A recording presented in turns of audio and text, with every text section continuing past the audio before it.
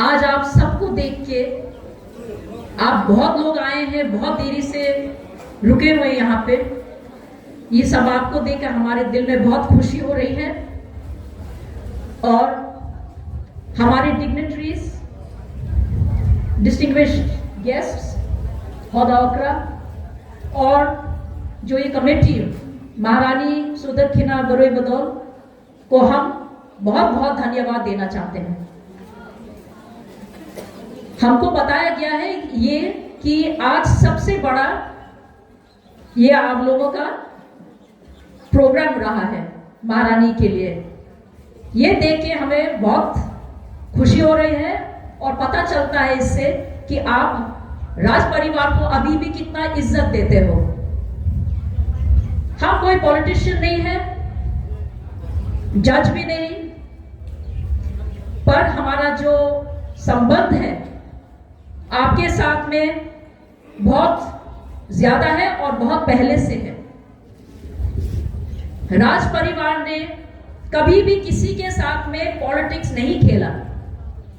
महाराजा का काम था हजारों हजारों साल से सब त्रिपुरा वासी को, कोई भी कम्युनिटी के हो, सबको एकजुट बना के एक साथ रखना।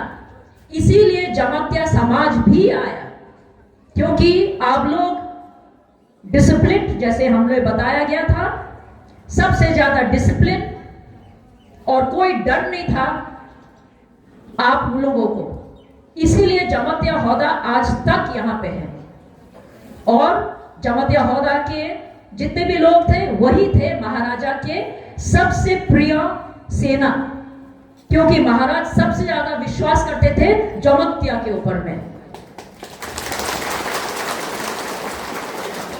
तो आज बस हम यही देखने आए हैं कि आप भी पहले जैसे महाराज के फैमिली के साथ में और अपने आप में भी थानसा बना के रखिए।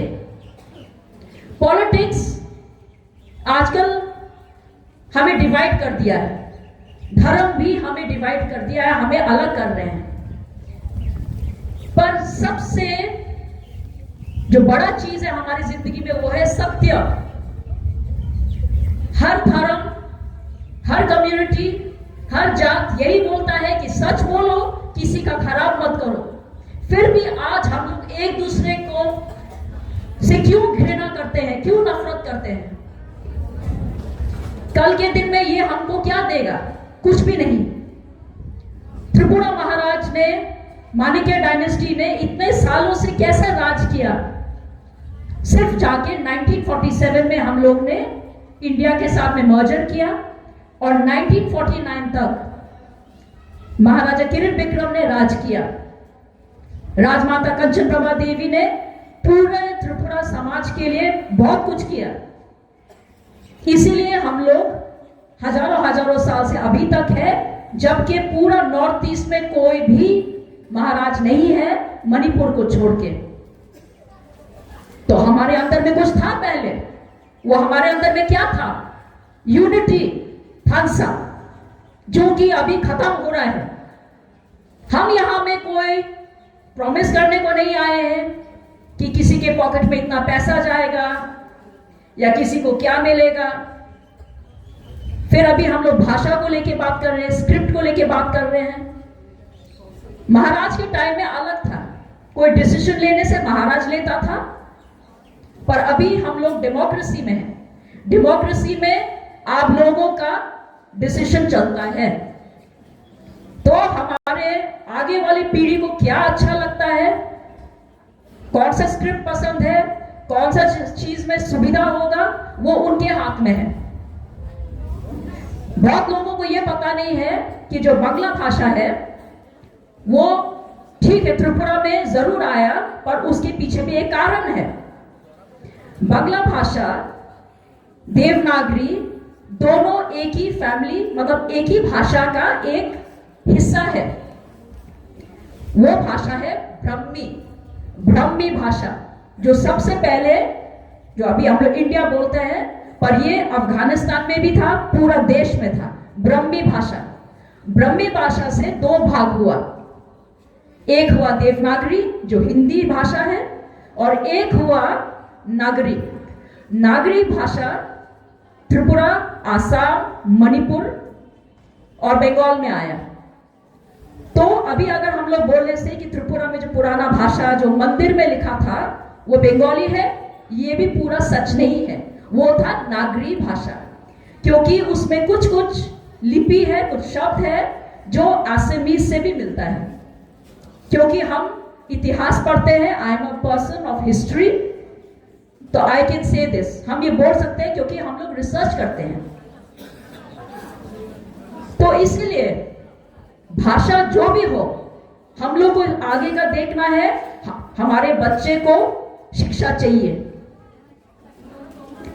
हमारे फैमिली में महाराजा लोग का जितना भी हम लोग के त्रिपुरा के राज परिवार में सब हो, बुरुई हो या चला लड़का लड़की, कभी भी कोई भेदभाव कभी भी नहीं हुआ।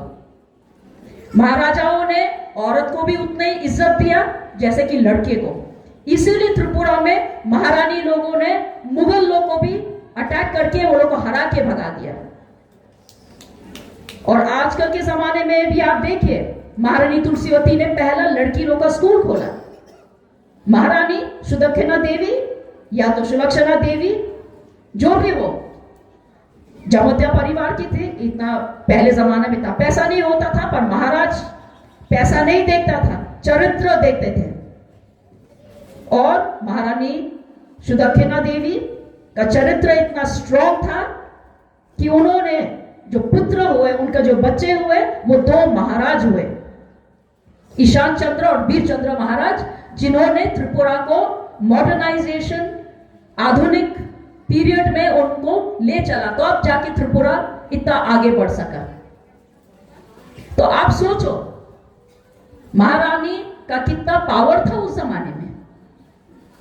और अभी मॉडर्न टाइम आ गया है, पर अभी भी हमारे जो गर्ल्स हैं, लड़कियां हैं, औरत है, उनको शर्म आता है बहुत कुछ करने के लिए, क्योंकि उनके पास में अच्छी शिक्षा नहीं है, पैसा नहीं है।